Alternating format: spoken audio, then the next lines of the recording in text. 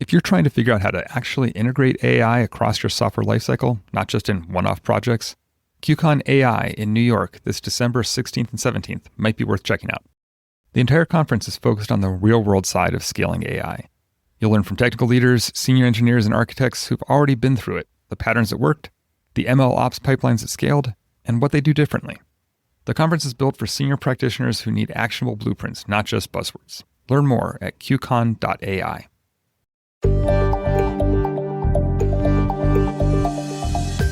On today's episode of the InfoQ Podcast, we're diving into a topic that is rapidly transforming how engineering organizations build software today, how platform teams are enabling AI, or more specifically, how platform teams are enabling AI at enterprise scale.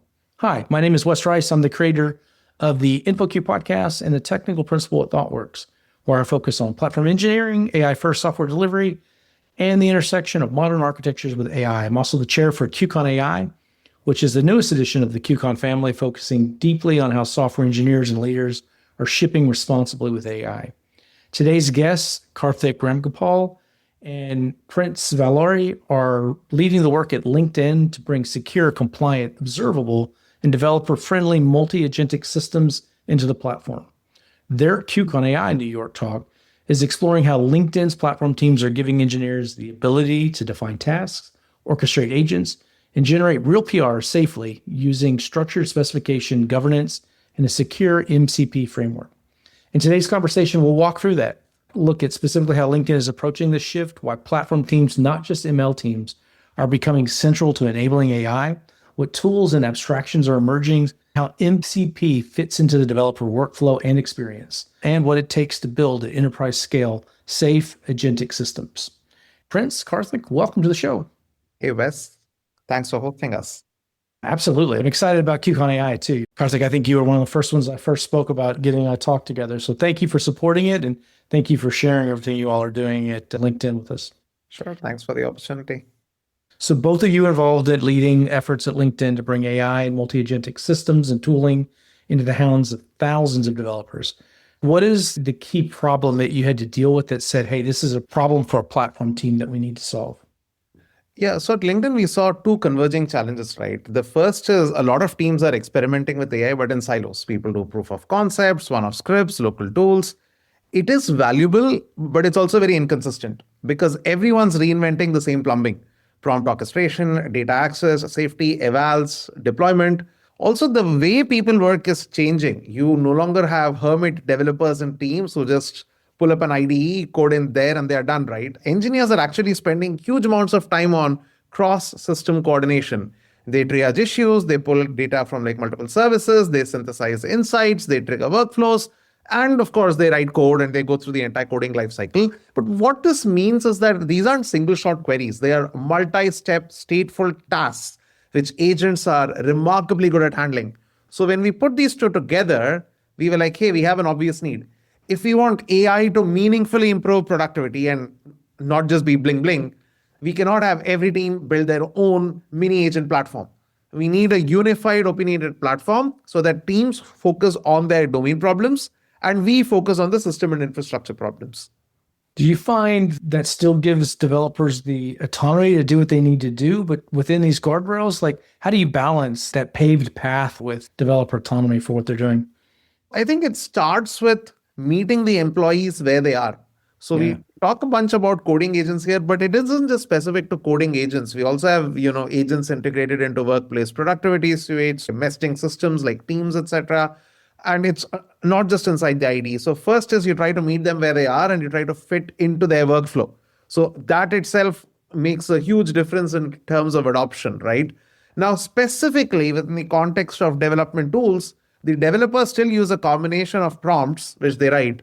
MCP tools, we will cover why MCP is so critical later, as well as built-in infrastructure hooks. So what this means is that they still have a lot of autonomy and a lot of control in what they do. They just aren't reinventing the boilerplate infrastructure pieces. Just to kind of put things at scale, how much are we talking about? Are we talking about 1,000 developers, 10,000 developers, and how much are we using the tools that we're about to talk about across that scale? So we have like thousands of developers who are using these tools every single day, right? So it's very widespread. And more importantly, it's like something which we are trying to highly encourage in order to increase productivity, but without compromising quality, which means the developers are still in charge. The developers are still responsible for the quality of the output. They are just using these tools to accelerate their productivity. I mentioned that both of you are speaking in QCon AI here in just a few weeks in New York. What are the big things that you're going to be talking about in your talk? We're going to be talking about how we built this platform, Yep. some of the use cases of this platform, and how central MCP is for tool orchestration in general. And more importantly, the message we want to convey is that AI agents aren't a feature. AI agents are a new execution model, which means that platform teams have to treat them with the same level of sensitivity and support with which we treat something else like microservice infrastructure or compute infrastructure with Kubernetes, etc., which means it's shared infrastructure which is built for scale, reliability, and trust. Without it, you end up with fancy demos, but you cannot actually ship something to production at scale. You say a new execution model. Talk more about that. Essentially, it's like supporting any other first-class infrastructure, just like you have a team for storage infrastructure or machine learning infrastructure. In the same way, you need a fully funded agentic platform team, which is thinking about all aspects, right? The process changes, the technology changes, the rebuilding of these common building blocks so that people aren't repeating this again and again. And also, there is a bunch of new technology coming in here every day. So somebody has to be thinking about how to thoughtfully adopt it and incorporate it into the existing workflows in the enterprise.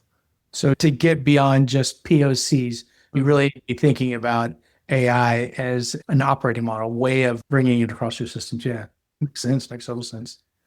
Francis Karthik was talking, he mentioned about developers in control. How are you making sure developers are in control and have that ownership when you're talking about orchestration of these agents? I think the main point of control that developers have is how they communicate with these agents, right? A spec is how we translate the developer's intent into something the agent can reliably execute. Now, it's the contract between the developer and the system. And at LinkedIn, we deliberately structured these in a way that we want the developer to express what they want to change, how the work should be broken down, what tools should be allowed, and importantly, what does good look like at the end of it through acceptance criteria and other checks. It's that intent that needs to be made explicit, and we try to remove ambiguity from it as much as possible. So that's where developers are in control. And the agents with this can plan way more deterministically. Reviewers understand the context, and we can run automated validations along the way in a similar way that developers used to when they work themselves. What scope are we talking about, or does it vary? Are we talking at a use case level, or at a given use case, we're doing a specific thing, a task level, where we're doing an individual task, or are you talking more at an epic level where there's orchestration of many different things happening throughout, several different, potentially different code bases? Eventually, we'll get there with this at the epic level, but where we are is really at a task level, right? Yeah. It is the same level of granularity that a developer generally thinks for themselves when they pick up a task and what they want to do and the change that they want to produce. That's essentially the same mental model we want to bring here. So you want to treat the agent as a teammate, give them the same amount of context that you would generally have for completing that task, and expect the same kind of output, which in most cases is a pull request with that change. So that's really the level of granularity that we have today with these tasks.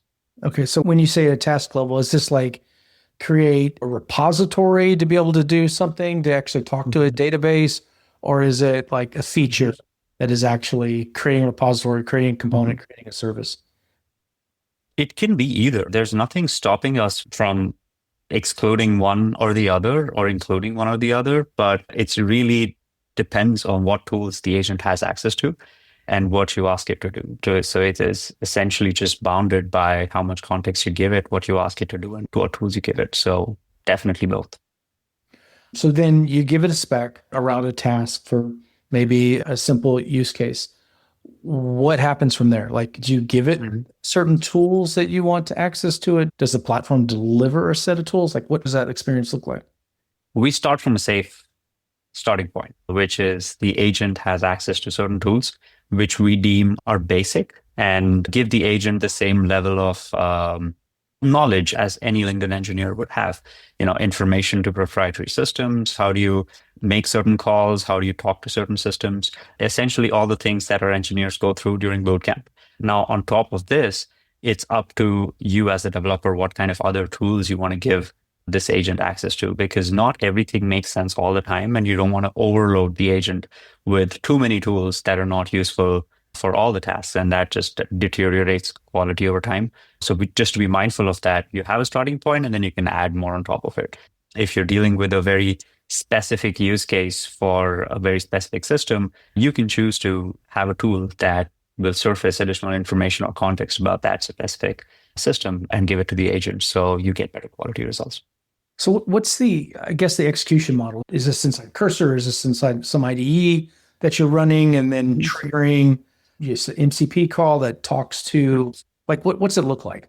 What we mainly try to aim for here is to give these agents a very safe sandbox environment for them to execute on. As soon as you as a developer says, hey, this is my entire task that I need you to execute, we then orchestrate that flow in a remote sandbox environment where the agent is free to run and execute and do what it needs to do. But because it's under the platform, there are certain restrictions that the agent cannot cross. Like it cannot talk to certain systems, it cannot make certain calls, but it is otherwise free to do what it needs to do with the file system and make changes all in that local sandbox environment. So we instantiate the agent there along with the context that you provided with your spec or your prompt, and then set it up with the tools that you want it to have access to, which is either through MCP or native tools that are already available in the platform, because you don't want to keep redoing some tools that are available locally and reading files and searching and globbing, and you don't need MCP for stuff like that. But then there are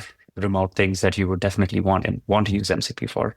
And that's really the setup that we give it. And then, there's other pieces like authentication with GitHub and how it should pull repos and how it should push to branches and how it should create a pull request and so on. And that part, again, is handled by the platform. Once the agent is done executing, we then move it on to the next stage. Like, okay, let's create a pull request out of this change and kind of manage that workflow.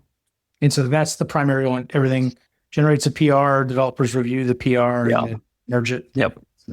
And a very critical piece of this then becomes, as a developer, I want to review the PR like I would a teammate's PR. So I would ask for changes or request that certain changes need to be made for certain files or certain logic that it implemented or certain documentation or whatever it is. I'm able to review that pull request and ask for changes, and the agent then picks it back up where it left off, addresses your changes, and comes back with updates to the same pull request. So that human in the loop aspect in the pull request is very critical. One of the things that I found in the process and how much autonomy I can get all the way for an agent before I get to that PR is the level, I guess, of domain knowledge that the developer has on what's actually happening. When you have deep domain knowledge, you can put evals in there to be able to measure and make sure you're going the right way. How does the platform at LinkedIn allow that domain knowledge to be encapsulated into evals as it moves towards that PR? How do you do that? This really comes from a couple of different places. The first one is we have a huge plethora of pull requests that we have been reviewing, been submitting over the last couple of years, at least just to make sure that recency has better quality or is more relevant to what exists today. There's tens or hundreds of thousands of pull requests that we can already use where humans have provided good feedback and other humans have addressed that feedback. And if you really use all of this data and show an agent two PRs, we have enough data for that agent to make a decision and say which is mergeable and which is not. So that creates a very good baseline for us to go off of. And not only that, because of all this historical data, it can also pretty accurately tell you which comments should be added to a certain PR or a certain diff to then take it to a level where it can be mergeable. I want to underscore one very important thing, right? There are also quantitative, stochastic, verifiable things here. For example, does the build pass? That makes sense. That kind of leans into what other patterns are you seeing as you implement agents in these workflows? Thinking about the platform orchestrating agents that developers are seeing, like the stochastic measures that you can do to actually measure its success, that's certainly a pattern. There are other patterns that you're seeing that become applicable to being able to orchestrate agents like this? Firstly, during development, we need to understand that there are two distinct kinds of agents in the picture here. The first is what I call as foreground agents, which are the IDE. These are like the GitHub copilots, right? Where you're in the IDE, where we again augment these agents. We don't build them ground up. We just buy GitHub Copilot and use it inside the IDEs. But we will augment it with MCP tools. We will augment it with some instructions, which essentially get into the system prompt, which help the developers when they are coding in the IDE, and the developers can see what the agent is doing and they are more actively involved. So this is the foreground mode. The second one, which Prince talked about, which is where we have built an essential orchestration system in the background, where we've essentially built the agent ground up, is the background agents, where you try to give it a high level description of the task. The agent is going and doing things in the background. You may not see all of the sausage making. All you see is the PR, which gets put up. And after that, you have an opportunity to go give comments on the PR, and then the agent picks it up again and it responds to those comments, etc. And both of these are equally important and applicable to the different kinds of tasks which you're doing. For example, the former is useful when you want to be more actively in control, and the latter is useful for things like doing refactors or migrations or things like that, where you just want to see the output and periodically provide input. You mentioned like refactorings are good for background tasks. What are some of the other things that you're finding a lot of success for maybe the background task versus the foreground? One very interesting pattern that has emerged is just reduction of toil. Yeah. All the things that are essential but never get prioritized, and people hate doing those. Well, migrations are sometimes critical, so you don't really have a choice. But there's things like, hey, improve your code coverage in your repo, right? Clean up A/B tests that no longer need to be there in your repo. All of these things are increasing complexity of your code base, increasing tech debt that you eventually need to pay. But people have found that using unsupervised background agents for these use cases is really turning out to be quite productive, because all you need to do is define that context up front for what you need the agent to do. And then it's a very repeatable pattern. Something else we've seen is, in order to provide these agents examples for some of these repetitive tasks, you can have a human do a few PRs or code changes, teach the agent the pattern as to how to do it, similar to how you would teach a junior developer on the team. Yeah. And then the agent uses those as examples, learns from it, and does it. The other place where the background agents are incredibly useful is development is not just about coding. You also run systems in production. So sometimes you want observability agents, which are looking at metrics in production, which are looking at logs, alerts, etc., responding to outages, responding to availability dips. These are, again, areas where it's really good to have an ambient agent running in the background, which is able to escalate to the human when something of interest happens, or take remedial actions if they are absolutely safe to take. I really like that specific example. So if you have a lot of refactoring that you need to run across a large code base, take a particular class, refactor that, establish that as to a spec, and then give that as a one shot and say, looking at this particular class, I need to now apply this to the rest of the code base, or migrate it or refactor or whatever it may be apply. That's an interesting pattern. I like that a lot.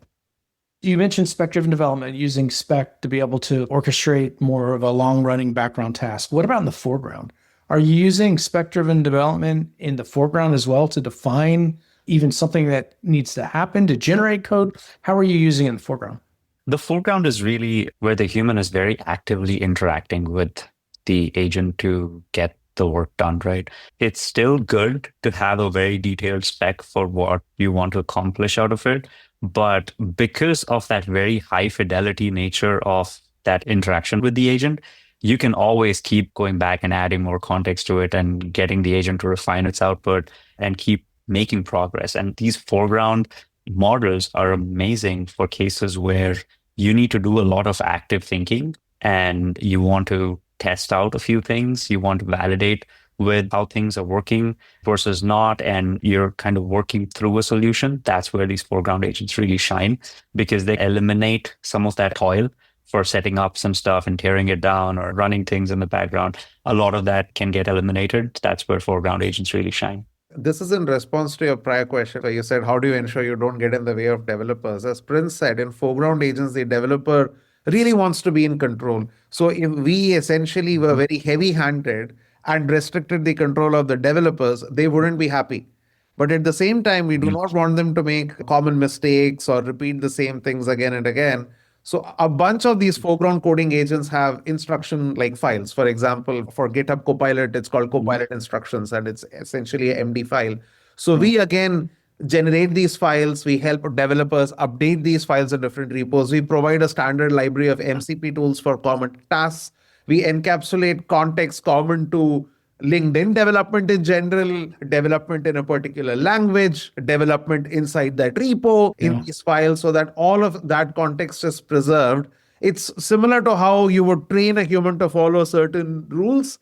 In the same way, we essentially train and guide the agent to follow certain rules. But the human developer still has full agency on what they want these agents to do for that particular task. We use the background agents to generate those instructions for the foreground agents. Yeah. So it kind of And works the out. MCP tools are actually shared between the background agents and the foreground agents. So we try to get as much leverage as possible. Very nice. Very nice. So Karthik, earlier you talked about MCP and its role and importance at LinkedIn on the platform. I'm sure everyone's familiar with MCP, but step back for a second. What is MCP and why is it so important to AI tooling? So MCP stands for Model Context Protocol. Right now, there is a huge foundation which is responsible for its development. It's essentially standardizing tool calling, right? So before MCP, every AI team ended up wiring their tool calls very differently because every model vendor has their own function calling format. People are kind of settling on the OpenAI format, but there are still like subtle differences. Every internal like service is going to expose APIs very differently. And every agent framework is creating its own adapters. So what this means is that it's all going to work, but it's a lot of fragmentation, it slows down adoption, it requires a lot of work to put it all together.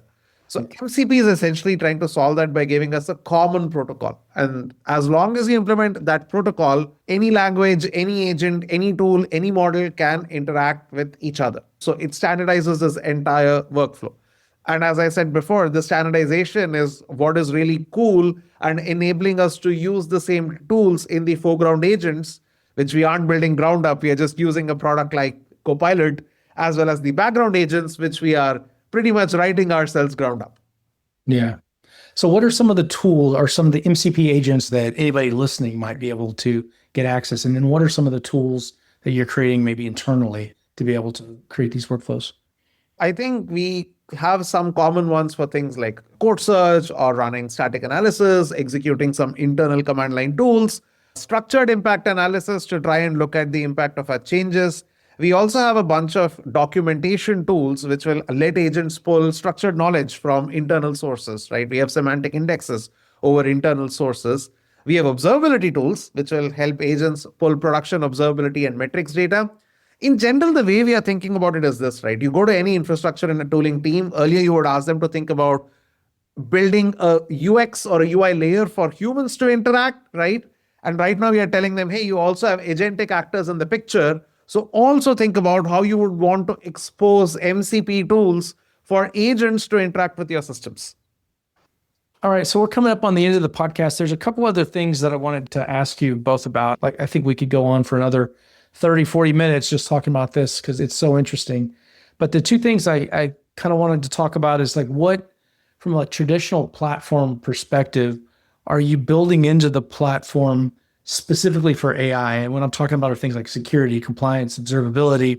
And I thought I'd toss that one to you, Karthik. Like, what are the types of things that you're building into the platform and how does it change maybe for an AI-centric workflow? I think let's first start with some developer-facing stuff, right?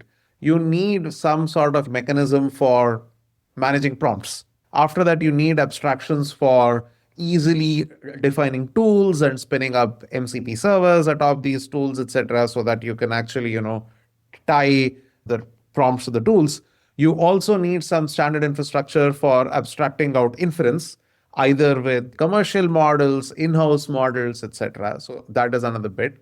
And for security and compliance, primarily you need this technology change as well as process change, right? The technology change is the sandbox environment, which Prince was talking about earlier, where all of these agents are pretty much running. And this sandbox environment has restrictions on what you can do and cannot do. Certain systems, for example, are simply isolated from the sandbox environment. Only limited context is provided here. Authentication and authorization are limited, and all these agents have identities as well. So all the work they do is auditable, and they have a limited set of permissions assigned to them. Again, we are not reinventing the wheel here. We are essentially reusing a lot of abstractions which work in the human development world and applying it to agents.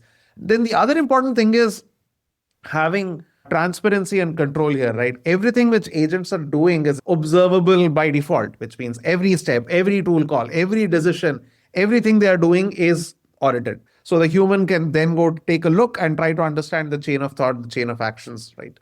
Now, the more important thing though is the process change, right? Which is that agents simply cannot make a code change. They can propose a code change, and that code change will go through the exact same reviews and the tests and ownership which a human would be exposed to, right? So the developers can essentially replay the traces, inspect the reasoning, verify what the agent actually saw, which is delve through the thought process, look at the final changes, and after that approve it. Agents aren't replacing engineering judgment, but are essentially providing a structured collaborator who is increasing the productivity of the human developers involved here. Yeah, absolutely. Makes total sense. Prince, we talked a little bit about developer experience before, about background agents versus maybe IDE foreground type agents. What are you seeing from building this platform to really enable the DevX, the developer experience for developers using these tools? It's funny. All the problems with general engineering that we used to have with just people or humans around, we still have with agents. We're having to solve the same problems, but now everybody's thinking of it from a different lens. The key problem everywhere is you have a lot of context in your head when you're making code changes. The agent does not. And how do you do that? How do you elaborate your task or elaborate your task description or have all the adjacent knowledge to that task listed out and given to the agent in a way that it can comprehend it? That really is the key piece of the puzzle. I don't think there's like a fixed solution for it, but we're going to keep evolving it and keep working on it. And that's what developers are facing today. Like, if you give me this task, I'll do it, but I don't know how to explain that to the agent.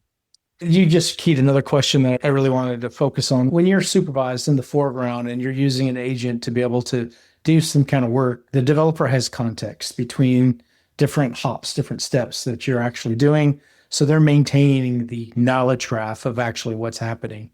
When you're background and where you're taking multi-step inter-tool, inter-agent communication, how is LinkedIn tackling the problem of context between agents? Across engineering, if you look at how our collective knowledge base exists or is evolving, it's constantly changing. There's thousands of PRs created every day and merged, and that evolves our code base and evolves our semantic understanding of everything. What we try to do is maintain a semantic understanding of the code base as it exists and as it evolves in a way that it is queryable by the agents to understand how something works or how to do something, in the same way that a human would by searching through wikis or Slack or asking your teammate by the next desk. But that really is a very critical source of information for the agents to get their changes right. That is made available to the agents as a general RAG system that they can query and get more information. I was going to ask, so what I'm hearing is a RAG basically that has the engineering context of the PRs that are going, what the architecture looks like, what your principles are, so that it can actually begin to follow those. An interesting thing here also is we decided to do this as an experiment. It turned out it actually works pretty well. Is we started taking PRs individually and started describing them using AI to figure out what changes were actually made. So if let's say you bumped a dependency version of a certain system like Gradle in a PR, it would say that this is what happened in this PR. And then the agents, when they're asked to do something, they can query these past PRs and say, hey, are there any PRs that bumped Gradle version? And they would be able to find all these PRs that made those changes. And then they could also see what other things are generally impacted when you bump a Gradle version. So it doesn't have to figure it out itself. So that's like an interesting experiment that paid out pretty well. Again, you all are going to be speaking in New York in a few weeks. So if we get this out ahead of time, come take a look at QCon AI to learn more from Karthik and Prince. But before we wrap, as developers are on this journey, all of us are using different AI tools in our IDE, and we're moving to try to operationalize these tools as a platform. What advice do you give developers as they're on this journey going from the foreground to background? I would give 3 pieces of advice to developers, right? The first is invest in solid engineering and platform abstractions. That is the only way to look past the hype and to actually get something working in production.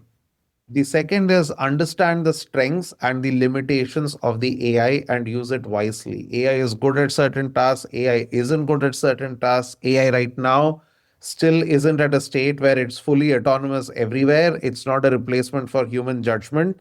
So use it appropriately. And the third piece of guidance is if you try to fit AI into your existing processes, which are human heavy, where stuff isn't documented, it's tribal knowledge, it's in people's heads, it's not going to work. You have to change the way you work and change some of your processes as well in order for AI to be maximally effective. Yeah, that's a really great point. I'm doing a talk in a couple of weeks, and that's what I've been trying to focus on, is that AI is not a one-size-fits-all solution. And our conversation really drove down specifically about different approaches that you can use with AI in the foreground and background, for example. Great advice, Karthik. Prince, what about you? So Karthik really hit the nail on the head with those 3. I would add 2 more. The first one is don't take evals too lightly. They are very critical for you to know if your system is improving or regressing. So please don't treat them as phase 2. They're a core part of the platform. We learned this the hard way and tried now to figure out that we really need to invest in this and understand how these agents are improving over time. And the second thing is solve for your company's specific context. Don't try to recreate GitHub Copilot or Cursor or Replit inside your company. Instead, ask the right questions for what is repetitive, what are the high friction engineering tasks that are unique to us, where can we provide the most value for the problems that are unique to us. And that is how you're really going to save developers a lot of time. Well, gentlemen, thank you for joining us on the InfoQ podcast. And again, if you're listening to this and you want to hear more, Prince Karthik will be in New York on the 16th and 17th at QCon AI, and you can ask them questions directly. Gentlemen, thank you. Thank you. Thank you so much.